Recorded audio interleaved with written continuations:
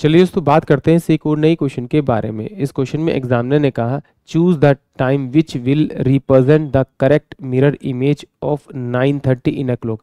यानी एग्जामिनर ने कहा घड़ी में 9:30 हुए हैं, तो उसका मिरर इमेज बताइए।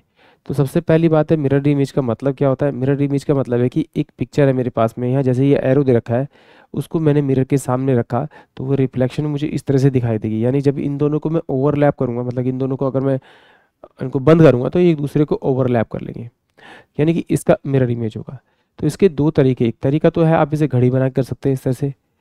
यहाँ पे लिखिए आप 12, ये आपने लिखा आपका 6, ये आपने लिखा 3 और ये आपने लिखा 9।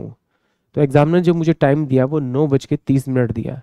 यानी कि जब मैं 9 बजाऊंगा तो मेरी मिनट वाली सुई जो होगी वो 12 पर होगी, और जो घंटे वाली सुई होगी वो 9 पर होगी।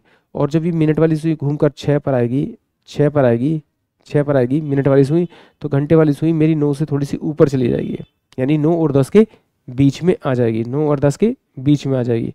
तो जब मैं इसका मिरर इमेज निकालूंगा, यानी कि हो सकता है कि मिरर एग्जामिनर ने यहाँ पर रिप्रेजेंट किया हो और हो सकता है एग्जामिनर ने यहाँ पर रिप्रेजेंट किया हो।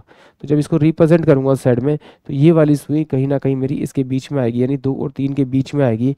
तो जो आंसर होगा वो मेरा आपका क्या होगा, आपका 2:30 इस क्वेश्चन का करेक्ट आंसर होगा, यानी कि ऑप्शन ए।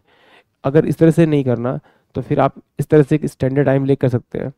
जब भी मिरर इमेज की बात करें तो आप क्या लेंगे, आप 11:60 एक वैल्यू याद रखेंगे, यानी कि 12 बजे, और इसमें से आप 9:30 आप माइनस कर दीजिए, तो आपको आपका करेक्ट मिरर इमेज मिल जाएगा 03 और ये 2, यानी कि 2:30। यानी कि ऑप्शन जो ए होगा वो इस क्वेश्चन के लिए करेक्ट हुआ। आई होप आप सभी क्वेश्चन समझ में आया होगा।